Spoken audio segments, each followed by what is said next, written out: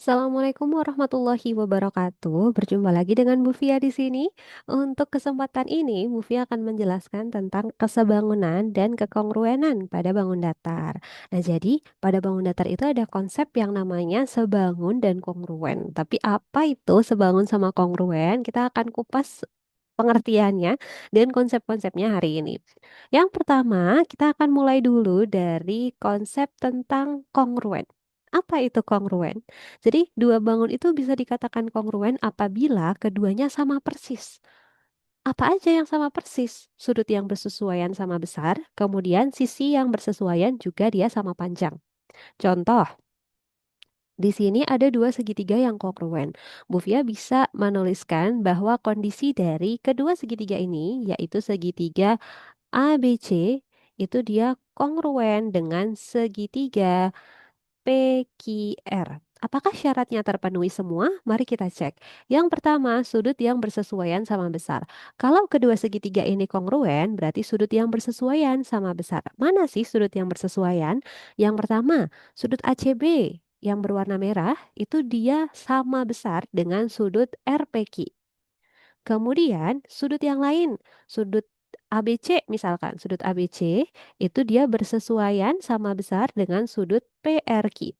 Dan yang terakhir ada sudut CAB. Sudut CAB itu sama besar dengan sudut PQR. Nah, kalau sudah kondisinya seperti ini, semua sudutnya sama besar, semua sudut yang bersesuaian sama besar, berarti konsep atau syarat yang pertama sudah terpenuhi. Dan syarat yang kedua juga harus terpenuhi. Apa itu? Yaitu sisi yang bersesuaian harus sama panjang. Contoh, di sini ada sisi AB. Sisi AB itu dia panjangnya harus sama dengan sisi RQ. Kemudian ada lagi sisi BC. Sisi BC itu dia panjangnya harus sama dengan sisi PR. Dan yang terakhir ada sisi AC.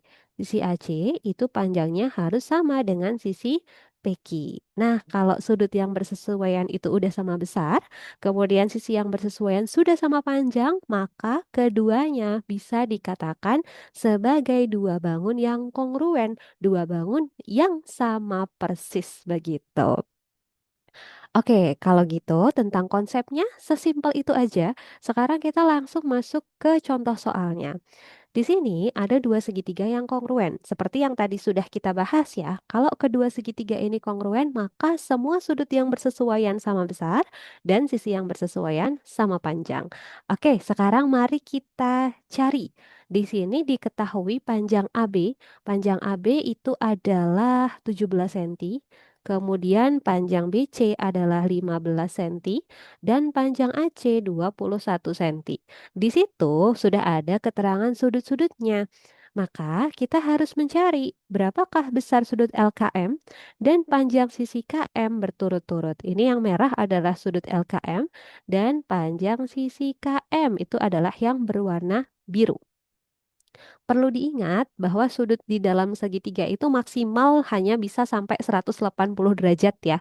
Berarti kalau di situ sudah ada 115 dan juga 30, kira-kira masih sisa berapa ya untuk bisa memenuhi 180 derajat itu? Jadi mari kita cari.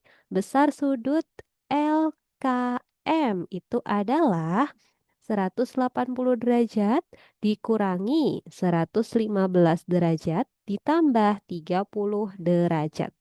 Oke, jadi di sini 180 derajat dikurangi 145 derajat, hasilnya 35 derajat.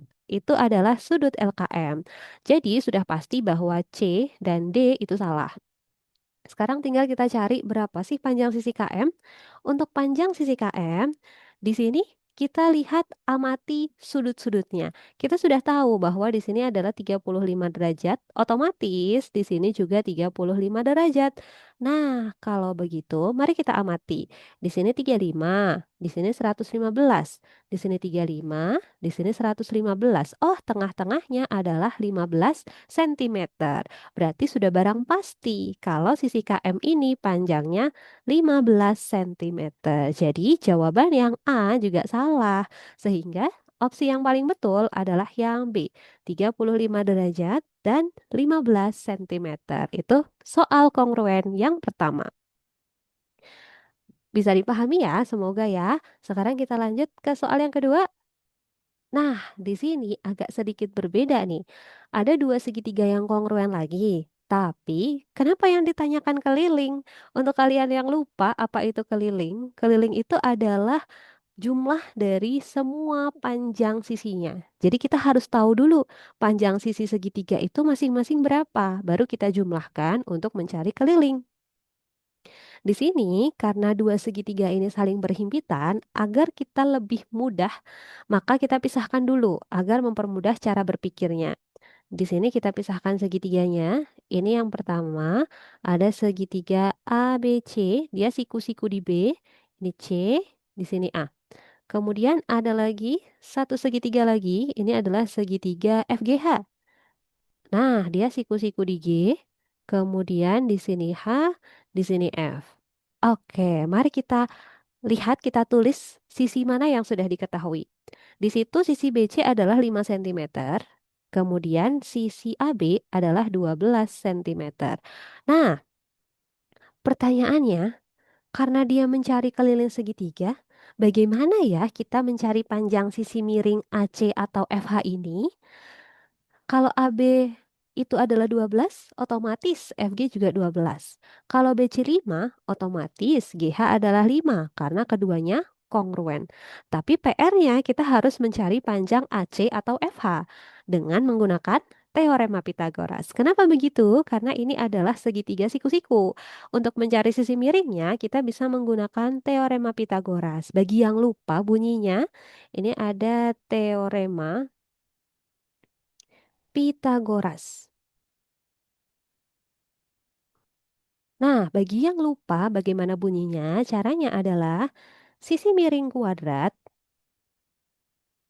itu dapat kita cari dengan menggunakan sisi depan kuadrat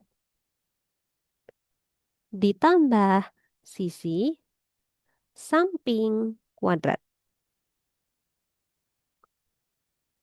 Oke, kalau begitu langsung kita praktekkan ke segitiga yang ada di sini. Pertama, sisi miring itu yang mana? Sisi miring itu kita bisa pakai AC ataupun FH. Karena di sini segitiga FGH, maka kita pakai FH. FH kuadrat sama dengan sisi depan kuadrat, FG kuadrat ditambah sisi samping kuadrat, GH kuadrat. Nah, kalau begitu, untuk mencari FH kuadrat, FG itu 12 kuadrat ditambah 5 kuadrat. Berarti FH kuadrat sama dengan 144 ditambah 25. FH kuadrat adalah 169 sehingga FH itu akar kuadrat dari 169. Ketemulah FH ini panjangnya 13 cm. Kalau begitu, kita sudah ketemu di sini 13 cm. Nah, tinggal kita hitung deh kelilingnya. Kelilingnya adalah penjumlahan seluruh sisinya. Jadi 12 ditambah 13 ditambah 5.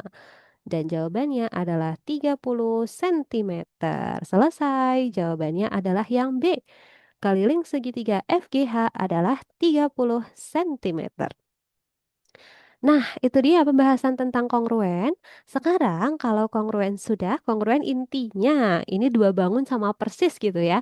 Kalau kongruen sudah, sekarang kita akan lanjut ke sebangun. Apa itu sebangun? Jadi, dua bangun datar dikatakan sebangun apabila perbandingan sisi yang bersesuaian sama. Dengan syarat sudut-sudut yang bersesuaian juga harus sama besar. Kalau tadi kongruen kan sama persis ya, sama persis sampai panjang sisi-sisinya kan. Tapi kalau sebangun, panjang sisi yang bersesuaian nggak harus sama. Boleh yang satu lebih pendek, yang satu lebih panjang. Asalkan besar sudutnya sama dan perbandingan sisinya sama. Langsung saja kita ke contohnya biar lebih jelas. Di sini ada dua segitiga. Ada segitiga ABC yang lebih besar dan DEF yang lebih kecil. Pertama, kita lihat sudutnya. kalau melihat sudutnya sepertinya sih ini sudah sama besar ya. Sudut yang bersesuaian semuanya sudah sama besar. Di sini 35, di sini juga 35, di sini 55, di sini 55. Otomatis satu sudut di sini juga sudah pasti besarnya sama. Sekarang tinggal perbandingan sisinya. Bagaimana sih maksud perbandingan sisinya itu sama? Jadi begini, di sini sisi yang lebih pendek, misalkan sisi AB itu kita bandingkan dengan sisi DE. Kemudian sisi yang lebih panjang adalah sisi AC ini akan kita bandingkan dengan sisi DF. Nah, mari kita tulis perbandingannya. Bagaimana perbandingannya? Jadi, untuk memperbandingkannya, tadi yang sudah Ibu warnai ya, yang warna hijau dengan warna hijau, yang warna biru dengan warna biru. Jadi, ketika ada AB dibandingkan dengan DE, itu dia harus sama dengan AC dibanding DF. Nah, mari kita lihat. AB berapa AB? AB itu di sini 10 cm. 10 dibandingkan dengan DE, yaitu dibanding 5, harus sama dengan AC. AC itu 20 dibanding dengan DF itu 10. Coba kita sederhanakan ya. 10 dibanding 5. Kalau kita bagi 5, di sini 2, di sini 1. 20 dibanding 10. Kalau kita bagi 10, di sini 2, di sini 1. Oh, sehingga kita mendapatkan perbandingannya adalah 2 banding 1 dan yang sebelahnya juga 2 banding 1. Oh, ternyata perbandingannya sama nih. Nah, ini yang dimaksud dengan perbandingan sisi yang bersesuaian itu sama. Atau ada juga cara yang lain. Kita juga bisa membandingkan segitiga besar dengan segitiga kecil. Jadi misalkan AB dibanding AC itu harus sama dengan DE dibanding DF. Coba kita hitung, AB itu 10, 10 dibanding 20 harus sama dengan DE, 5 dibanding 10. Apakah betul perbandingannya sama? Coba kita sederhanakan. 10 dibanding 20 itu 1 banding 2 dan 5 banding 10 ini juga dibagi 5 1, dibagi 5 2. Oh, ternyata sama. Perbandingannya sama. 1 banding 2 sama dengan 1 banding 2. Oke, ternyata sama perbandingannya. Jadi ini yang dinamakan dengan kesebangunan. Dua bangun yang sebangun. Segitiga ABC sebangun dengan segitiga DEF gitu. Jadi yang dibandingkan itu boleh yang pertama. Yang pertama ini tadi ya, yang pertama yang dibandingkan boleh sisi AB kita bandingkan dengan sisi DE. Kemudian sisi AC kita bandingkan dengan sisi DF. Atau boleh juga kita menggunakan cara yang kedua. Untuk cara yang kedua, berarti segitiga besar dibandingkan dengan segitiga kecil. Di sini sisi segitiga besar dibandingkan dengan sisi segitiga kecil. Itu juga boleh. Yang penting nanti hasil perbandingannya sama, maka mereka dikatakan sebangun gitu ya. Oke, sekarang kita lanjut ke contoh soalnya. Contoh soal kesebangunan yang pertama adalah di sini ada dua buah persegi panjang dengan diketahui pada soalnya itu panjang PQ di sini 3 cm dan panjang PS adalah 8 cm. Jika panjang BC adalah 6 cm, maka berapakah panjang AB? Karena AB itu yang dicari, maka kita asumsikan sebagai X begitu. Nah, ingat tadi ada beberapa cara yang bisa kita pakai ya, ada dua cara. Kalau misalkan kita mau membandingkan panjang dengan panjang, lebar dengan lebar misalkan. Jadi di sini panjangnya untuk persegi panjang yang pertama, panjangnya ini adalah X, kita bandingkan dengan panjang segitiga yang kecil. Kemudian lebarnya kita bandingkan dengan lebar segitiga yang kecil juga. Oh, berarti mari kita tuliskan cara yang pertama. Kalau misalkan panjang persegi panjang yang besar itu adalah AB, kita bandingkan dengan panjang persegi yang kecil. Berarti PS. Nah, apakah ini sama dengan perbandingan dari lebarnya? Karena ini sebangun berarti harus sama ya. Berarti ini BC dibandingkan dengan PQ. Itu syaratnya. Nah, mari kita masukkan angkanya. AB itu yang kita cari yaitu X per PS. PS itu di situ 8 ya. Dia harus sama dengan BC 6 dibanding PQ 3. Nah, kalau sama dengan seperti ini, selanjutnya yang bisa kita lakukan adalah dengan mengali silang. Berarti 3 dikali X itu 3X, kemudian dia harus sama dengan 8 dikali 6, yaitu 48. Kita pakai perkalian silang. Nah, begitu. Kalau begitu, berapakah nilai X-nya? 48 dibagi 3. 48 bagi 3, 16 cm. Itu cara yang pertama. Bagaimana dengan cara yang kedua? Kalau cara yang kedua, misalkan kita mau membandingkan persegi panjang besar dengan persegi panjang kecil. Oh, berarti di sini panjangnya AB per lebarnya itu BC. Dia harus sama dengan panjang persegi panjang kecil itu PS dibanding PQ. Mari kita masukkan angkanya. Berarti X per 6 dia harus sama dengan 8 per 3 gitu.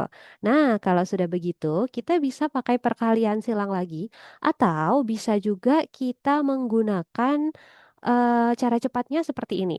Cara yang kedua ya. Di sini 6, di sini 3. 6 biar jadi 3 itu kan harus dibagi 2 ya. Oh, berarti ini dibagi 2. Atau bisa kita balik nih, bisa kita balik. Bagaimana membaliknya? Dari 3 untuk jadi 6 itu kan dikali 2. Berarti yang atas juga diperlakukan sama. 8 harus dikali 2 juga. Oh, berarti dari sini kita memperoleh nilai X-nya itu adalah 8 kali 2, yaitu 16 cm. Sama aja, ketemunya tetap 16 cm. Jadi ada dua cara yang berbeda, boleh pakai cara yang atas, dikali silang dan sebagainya, atau boleh juga yang bawah membandingkan persegi panjang besar dengan persegi panjang kecil, kemudian kita pakai cara cepatnya gitu. Itu adalah cara yang bisa digunakan dalam kesebangunan. Nah, untuk soal-soal penerapan selanjutnya akan Ibu bahas di video yang selanjutnya ya. Jadi pembahasan yang pertama tentang kekongruenan dan kesebangunan cukup sampai di sini. Nanti kita lanjut ke part 2.